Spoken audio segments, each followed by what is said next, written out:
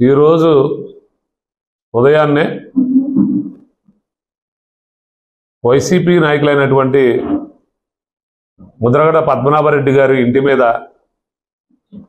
గుర్తు తెలియనటువంటి వ్యక్తి ట్రాక్టర్తో దాడి చేయడం జరిగిందని, దాడిలో పద్మనాభరెడ్డి గారి కారు కూడా ధ్వంసం చేశారనేటువంటి ఆరోపణలు మీడియా ద్వారా మా దృష్టికి రావడం జరిగింది.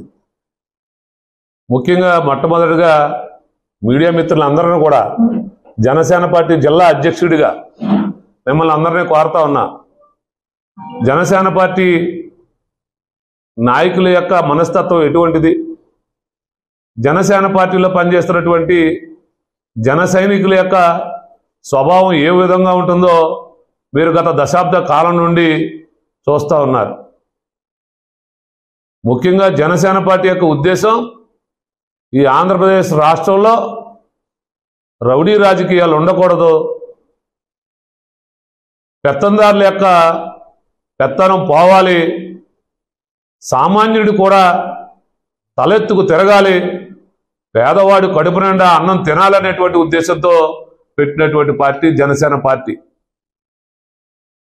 మరి ఈరోజు దురదృష్టకరం, అది పద్మనాభరెడ్డి గారి ఇంటి అయినా, నా ఇల్లైనా, తెలుగుదేశం పార్టీ నాయకులు ఇల్లైనా, జనసేన పార్టీ నాయకులు ఇల్లైనా, బీజేపీ వారి ఇల్లైనా, ఏ నాయకుడే కాదు, సామాన్యుడు ఇంటి మీద ఇంకొక వ్యక్తి వెళ్ళి దౌర్జన్యం చేసిన అది ముమ్మాటికి తప్పని మేమందరూ చెప్పదలుచుకుంటా ఉన్నాం. ఎందుకంటే ఇల్లే ఏ మానవుడికైనా ఏ వ్యక్తికైనా ఇంటిని మించినటువంటి భద్రత లేదు. కాకపోతే మరి ఈరోజు పద్మనాభరెడ్డి గారి ఇంటి మీదకి వెళ్ళినటువంటి వ్యక్తి జనసేన పార్టీ అని కొంతమంది ఆరోపణ చేస్తూ ఉన్నారు. అది జనసేన పార్టీ జిల్లా అధ్యక్షుడిగా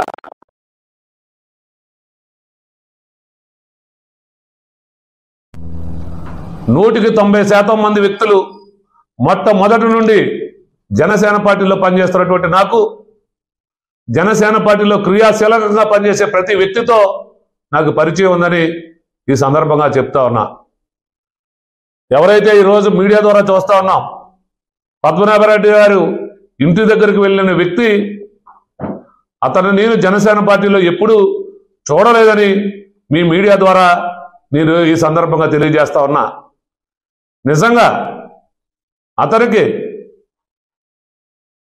అది జనసేన పార్టీ కావచ్చు, ఏ పార్టీకి సంబంధించిన వ్యక్తి అయినా సరే, పద్మనాభరెడ్డి గారి ఇంటి మీదకి వెళ్తాం మాటకి ముమ్మాటికి తప్పని జనసేన పార్టీ జిల్లా అధ్యక్షుడిగా నేను ఖండిస్తూ